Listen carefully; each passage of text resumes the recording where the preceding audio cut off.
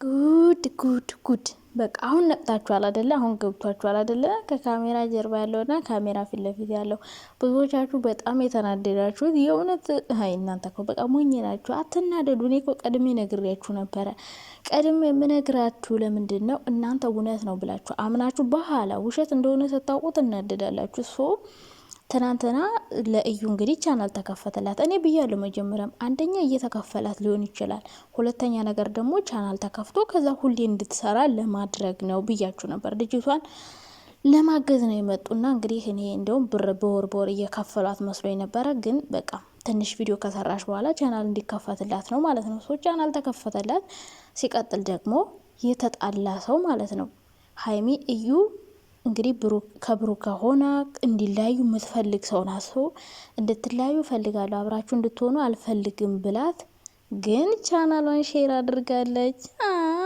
ሀይሚ ለናትሽ። ብሩኬ ደግሞ ከሱ ጋር ከሀይሚ ጋር እንድትለያይ ያደረገች ሴት ሆን ብላ ከሌላ ነው ያረግዘሽ ብሏል። እንግዲህ ብሩክ ከሌላ ሰው አርግዛ መታ ማለት ነው። ከዛ በኋላ ልጁ ያንተ ነው ብለው ከዛ ከሀይሚ እንድትለያዩ ፈልጋለሁ ብላ ቪዲዮ ቀርጻ ለሀይሚ ልካላት። ይህ ሁሉ ነገር አድርጋ ከሀይሚ ጋር እንዲለያዩ ያደረገችውን ሴት ቻናል ከፍታ ስትመጣ ከዛ ሼር አደረጉ። ኧረ እባክሽ የምራችሁን ነው እንዴ? የምራችሁን እንዴ ተጣላችሁት? የእውነት ነው እንዴ ተጣላችሁት? እኔ የሚገርመኝ ነገር የእነሱ አይደለም። እኔ ድራማ እንደሆነ አውቃለሁ። እናንተ ለምንድን ነው የምትናደዱት? በሀይሚ ለምንድን ነው አደባብሰው የሚያልፈው? ሀይሚ ለምን ይህን አትጠይቅም? ይህን ማትጠይቅ ብያቸዋለሁ እኮ መጨረሻ ላይ ድራማ ነው አይደለም የሚሉን። አደባብሰው አለባብሰውት ነው የሚያልፉት። በቃ ልጁ የብሩክ አይደለም ይላሉ መጨረሻ ላይ። ካላስ እዩ ራሷን ቻናል ከፍታለች፣ እየሰራች ትሄዳለች። በቃ እዩ ፈመሰች። እነሱም በሷ ክብሯን ጥላ ምን ብላ በቃ ዩቲዩብ እንትናለች። ይሄን እኮ የልጁ አባት አብሯት ይሆናል፣ ግን ደግሞ ዩቲዩብ ለመስራት ብላ ነው። በነገራችን ላይ ለምለም የሆነ ሰዓት ስትናገር ሰምታችኋት ከሆነ ማለት ነው ቡታጂራ ያሉ ልጆች ጎረምሳዎች ሁሉም ሰው ዩቲዩበር መሆን ይፈልጋል። 12ኛ ክፍል እንደጨረሱ አይፎን ግዙ እያሉ ቤተሰብ ነው የሚበጠብጡት ዩቲዩበር ካልሆንን እያሉ እያለቻችሁ ነበረ። እሷ ደግሞ መሆን ትፈልጋለች። በዚህ መንገድ መጣች፣ ልጅ አረገዘች፣ ይህን ነገር ተጠቀመችበት። ይህኔ እዩ ባል ይኖራታል። ገባችሁ? ባሏን አስፈቅደ ይሆናል ከነብሩክ ጋር መሰረው። ስለዚህ እናንተ ድራማ እንደሆነ ያልገባችሁ ሰዎች እንዲገባችሁ ፈልጋለሁ። ሀይሚ አታውቅም፣ ታውቃለች ድራማ እንደሆነ ድብን አድርጋ ነው የምታውቀው። ምክንያቱም ከዛ በፊት አትምጭ፣ አልመጣም፣ ላገኝሽ አልፈልግም፣ እበቀልሻለሁ እያለች ስትዝትባት የነበረ ሴት አሁን ደግሞ ከነ ልጅሽ ሰላም እንድትሆኝ እመኝልሻለሁ ምናምን መልካም ምኞቷን ሁሉ እየገለጸችላት ነው። ስለዚህ እቺ ልጅ ለስራ ነው የመጣች። ሲቀጥል ሀብና ብሩኬ ሰምታችኋል አይደል? እዩን እንዳትናገሯት እያሉ ሰዎች ልጅ ለድራማ ስለመጣች ከዚህ ድራማ እንድትወጣ አይፈልጉም። ገና እስከ 3 ወር መስራት ይፈልጋሉ። ስለዚህ እስካሁን እውነት እንደሆነ ያመናችሁ ሰዎች አሁን ሀይሚን ባትቀየሟት ደስ ይለኛል። ምክንያቱም መጀመሪያ ውሸት እንደሆነ በብዙ መንገድ ማወቅ ትችላላችሁ። በቃ ድራማ ነው። ሰው ለድራማ ገቡ፣ በቃ ሰሩ። ካላስ እናንተ የእውነት የምትናደዱ ለምንድን ነው? ከምታዩት ነገር አትረዱም እንዴ? ሰው አይቶ አይገባውም እንዴ? ቤኪ ወይስ ሲወጣ ያንንም ሀብ እንደዛ ሲያስተባብል አመናችሁት። ከዛ ደግሞ ኧረ ተውኝ። ሲጀመር ሀይሚ እያወቀችሁ ነው የምላችሁ። ያኔ ከሆስፒታል ስትወጣ እርጉዝ መሆኗ የተመረመረሽ ቀን በቃ ድራማ እንደሆነ ነግረዋታለኝ ለሀይሚ ማለት ነው።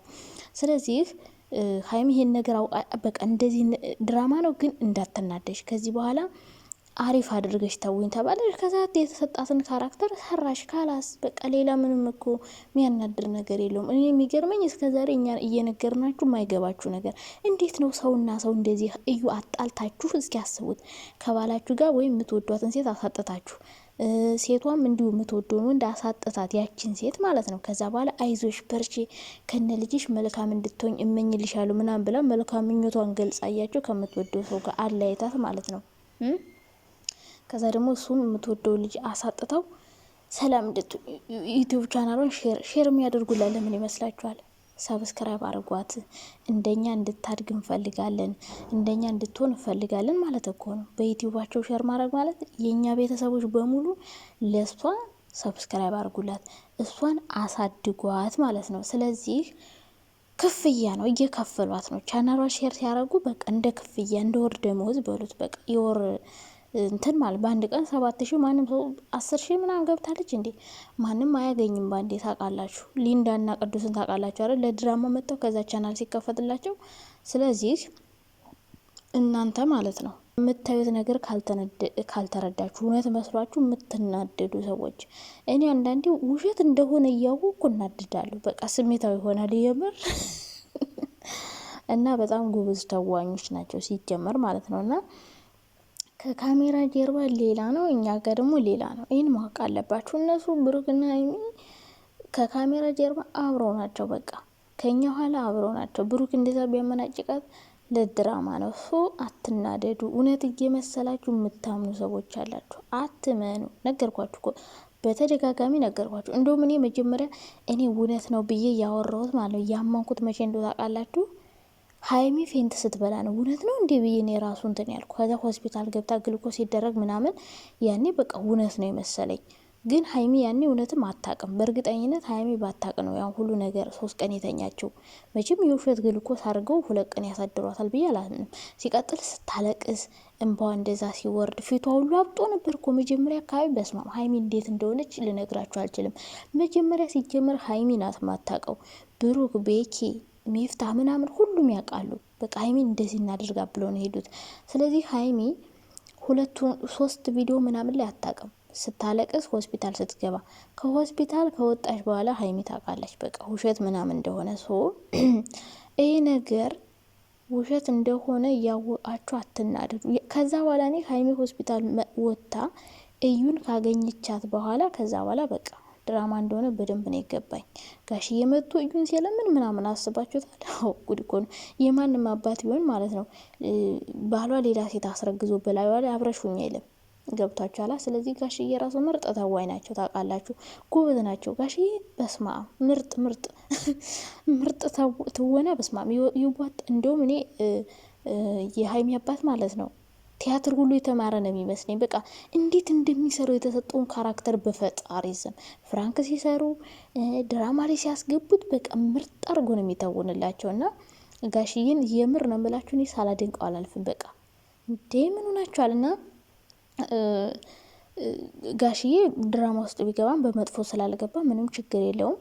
ስለዚህ እናንተ እውነት እየመሰላችሁ አትናደዱ ልላችሁ እፈልጋለሁ። እና ሀይሚንም አትቀየሟቸው፣ ምክንያቱም ስራ ነው ጋይስ። አሁን ኢትዮጵያ እኮ በቃ ስራ የለም። ሁሉም ሰው እንደሚሰሩ ነው እየሰሩ ያሉት። እና አብርሽና እና ሩታን አታዩዋቸውም እንዴ?